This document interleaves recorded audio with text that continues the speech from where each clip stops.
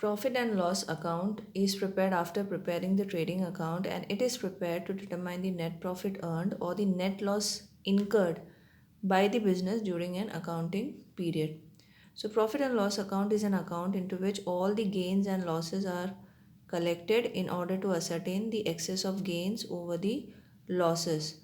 It is prepared after preparing the trading account, and it also always starts with gross profit, and this gross profit, if you remember, has been transferred from the trading account, and this will be transferred on the credit side of profit and loss account. So if you ascertained gross profit while preparing the trading account, that gross profit would be transferred on the credit side of the P&L account. In case of the gross loss, it will be debited on the debit side of the profit and loss account.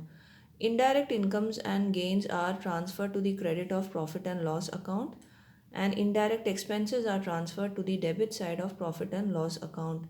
Always remember, the debit side also include losses, uh, and the difference of the two sides of the account is either net profit or the net loss. Net profit increases the capital and the net loss decreases the capital.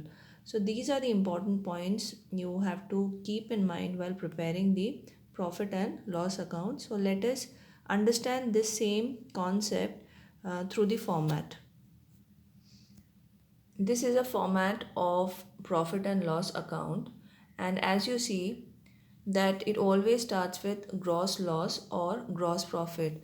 So if there is a gross profit, that gross profit is transferred from the trading account and it is written on the credit side, and if there was a gross loss, it should be written on the debit side of profit and loss account.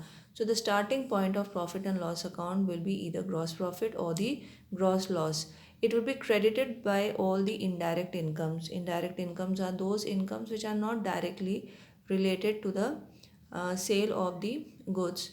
So these are the indirect incomes, and these are the examples of indirect income. So all incomes are credited in the credit side of profit and loss account, and these are the items in the form of indirect expenses. And I also said you that profit and loss account is also debited with losses. Now example of losses is loss by fire or theft or damages. So all the direct expenses which are directly related to the purchase of the goods are debited in the trading account, whereas all the indirect expenses, all the expenses which are not directly related, are debited in the profit and loss account. The difference between the debit and credit will be either net profit or the net loss, which is transferred to the capital account. So that means if the income is more than the expenses, you may get net profit, and vice versa. That is, if the expenses are more than the income, you may incur a net loss.